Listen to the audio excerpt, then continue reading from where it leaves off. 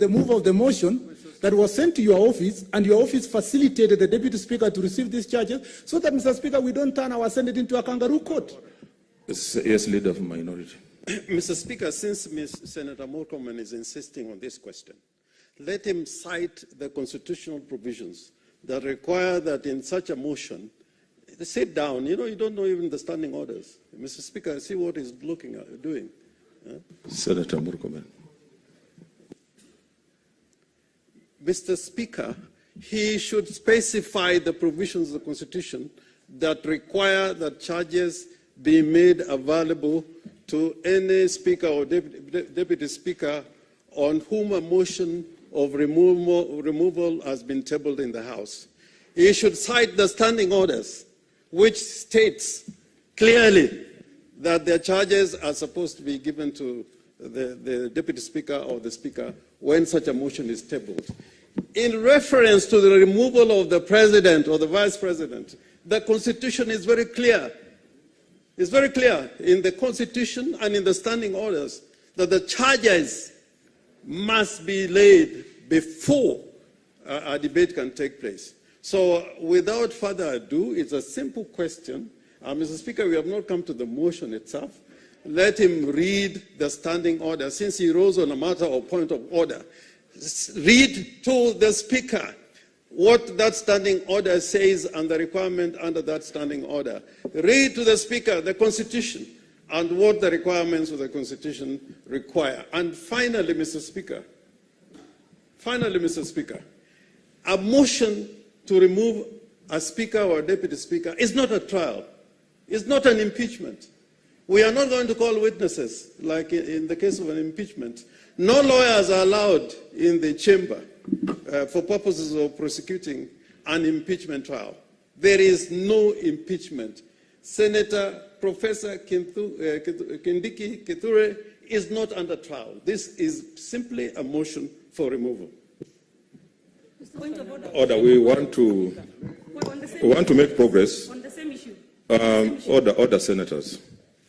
If you listened to what I said this is the first of its kind. And actually we are talking about the office of the Speaker, which is my office. Professor Kindiki is my deputy.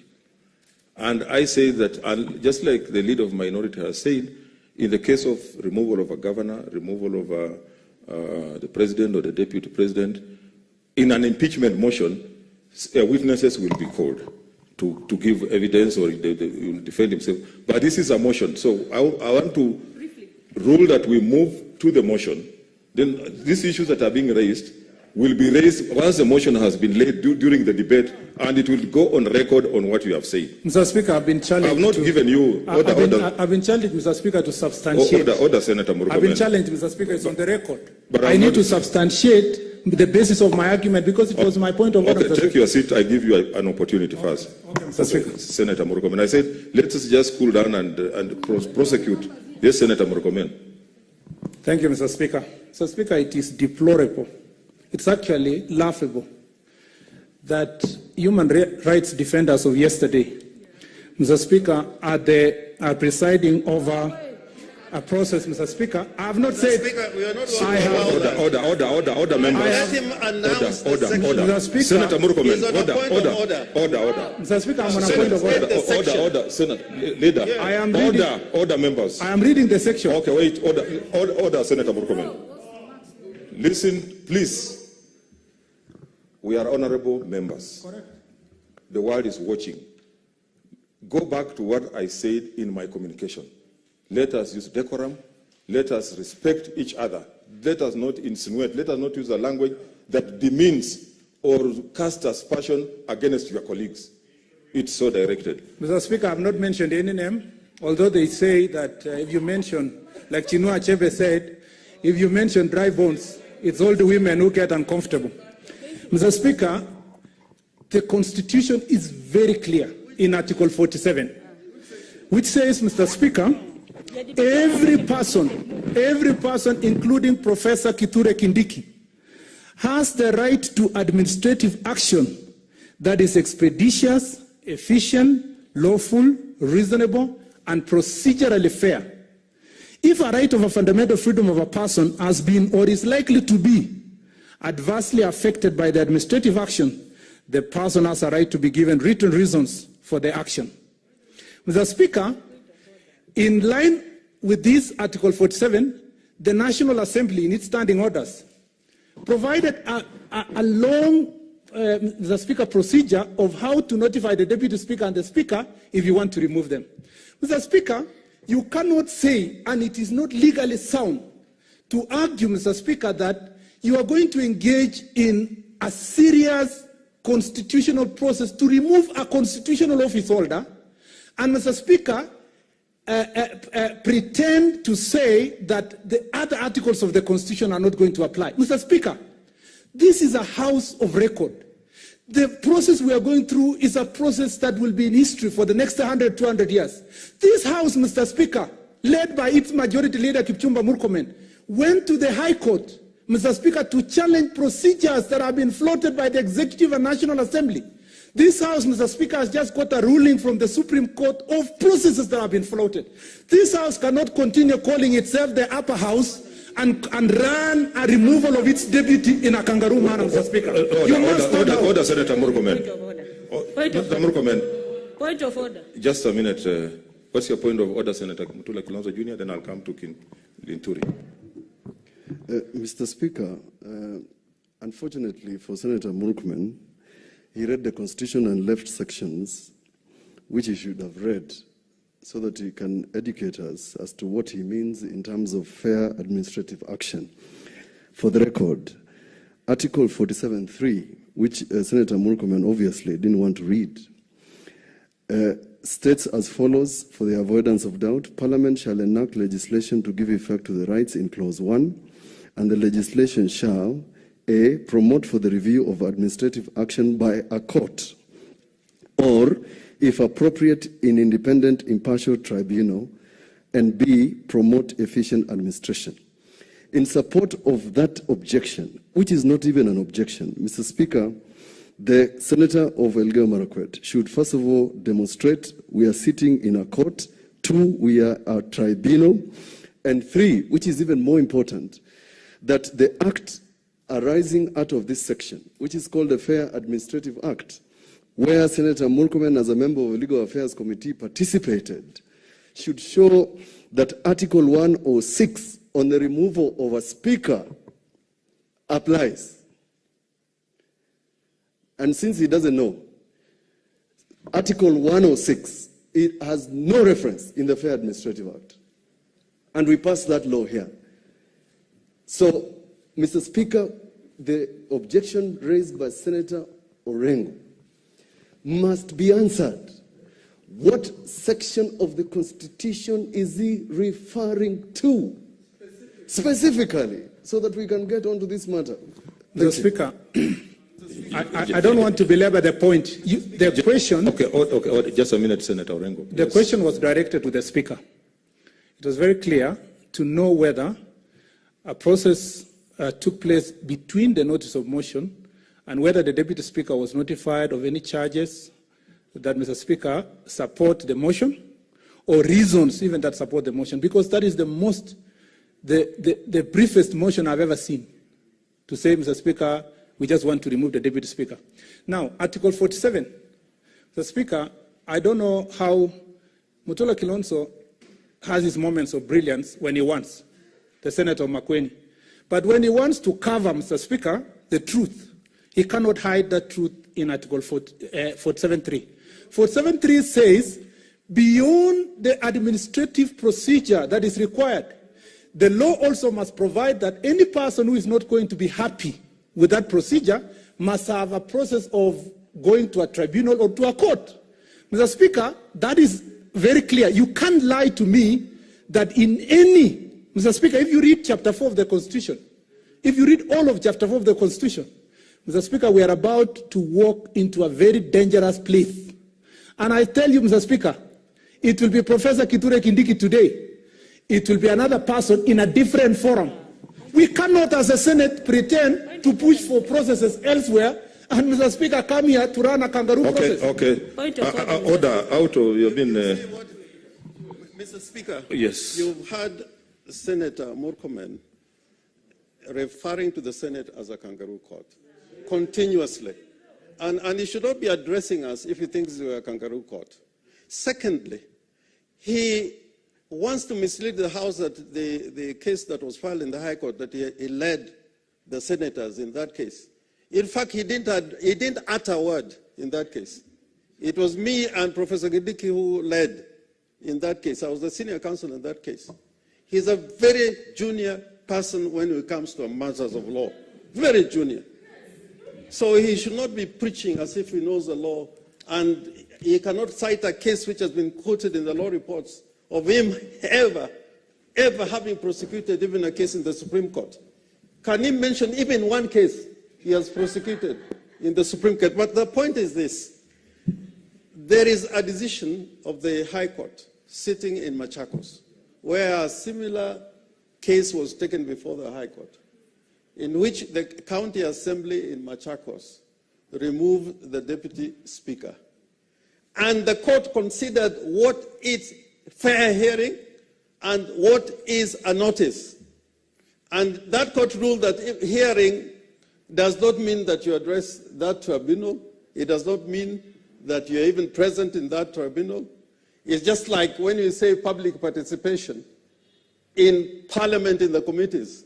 People can undertake public participation even by sending their suggestions through digitally and so on. But the more important question, which I want Mr. Speaker to be addressed if this matter can be dealt with fully, is that in relation to the President and the Vice President, there are specific provisions which says you must spell out the charges. And the process is clearly set out. When it comes to the governor and deputy governor, the process is set out because that is a trial. The other thing which the junior counsel is not considering in trying to construct Article 47 is an action by Parliament, an administrative action. It is not an administrative action. We are a legislature. We are exercising our legislative authority under the standing orders. And I think, Ms. Murkomen, if you want me to give you judicial decisions on what is an administrative action, go and read Professor Wade. That book, if you have not read it, then I would understand why you don't appear in constitutional and administrative division. Point of order, yeah, you Mr. Speaker. started it. What's your point of order, Senator? Mr. Speaker, Senator Orengo has over and over again insulted me and insulted my education. Order. Mr. Speaker, Order, and you have kept quiet. No, let me raise my point of order. What's your point of order? Mr. Speaker, Senator Orengo is over and over again repeating and doubting my practice of law or, Mr. Speaker, my knowledge of law. Mr. Speaker, Senator Orengo and I went to the same university, even if the difference was 26 years. I got a second upper. Senator Orengo got a second law. I have 2 master's degree, he has none. I have taught 2 students, Mr. Speaker. I have taught 2 students, Mr. Speaker, who are in this house. Order, Who is he to lecture me? Who is he? Senator Murkomen. Order. Honorable senators, order. I want to urge you to look at my communication. Let us respect each other. Let us discuss with the decorum. Senator Cheriot. On a point of order, Senator Cheriot.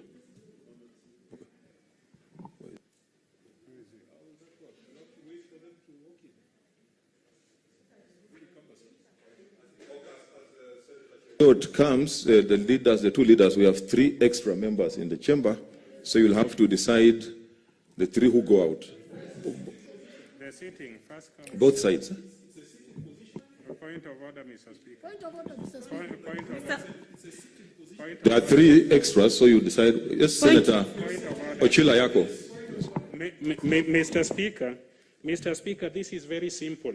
By your own rules, you have designated where people sit. Those who are sitting in places that are not designated should not burden the leadership to try and evict them. So I think it is visible. If it is me, the sergeant at arms can come and talk to me and I leave. Yeah. Oh, yeah, I think we have designated for where people to sit. So if you are sitting in a place where we have not said sit, please you get out of the chamber and join the rest of the other members. What's your point of order, Senator Susan? Okay, calm down, you're not the speaker. Okay, Honorable Speaker, my question just is, as we walk out of the chamber, since we may not be in a favorable position, at what point are we able to make our contributions from the other side? Let me finish. Let me finish. Okay. Let me finish. When are we able to make our contributions? And on top of just the contributions, are we able to timely make points of orders from the other side?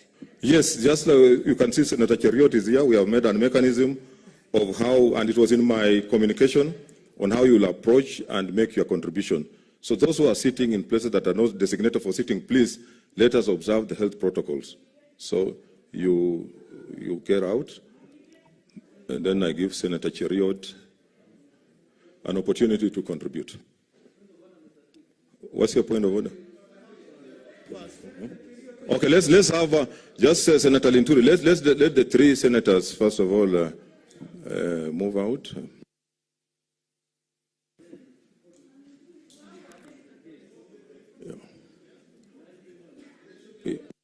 Let us have order. Let us have order. Okay. Mr. Speaker, then if that is the case, I think is order, Senator Linturi. Order, Senator Linturi. Let's hear him then. Cheriot is no. Order. I have made a ruling. Honorable senators, I have said if you are sitting in a place that is not designated for sitting, please leave the chamber. I'll give you an opportunity from where the other senators are sitting to be able to contribute so that we make progress. It is so ordered. So that we give Senator Cheriot an opportunity. No, but Senator Cheriot is already on the floor, Senator Linturi.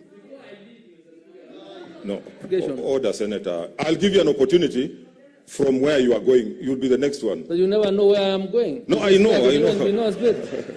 And you know, addressing the House and the Republic this afternoon depends on the discretion of the Speaker, Mr. Speaker. That's why I want to secure my position before I get out, because why we find us seated here this afternoon is because...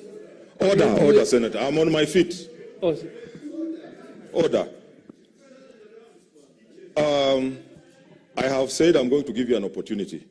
You are the next one. I'm going to give an opportunity after Senator Cheriot. You cannot be, both of you, on your feet. Let us respect that. I'm going to give you an opportunity to make your contribution. Okay, Sergeant at Arms, can you make sure that those who are sitting in places that are not designated, please leave the chamber so that we make progress?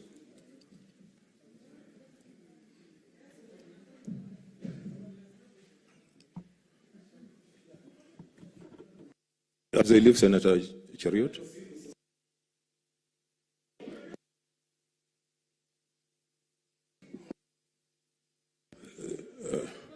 Honorable senators, make our work easier. So, thank you. Senator Kwamboka, be orderly. Be orderly, be orderly.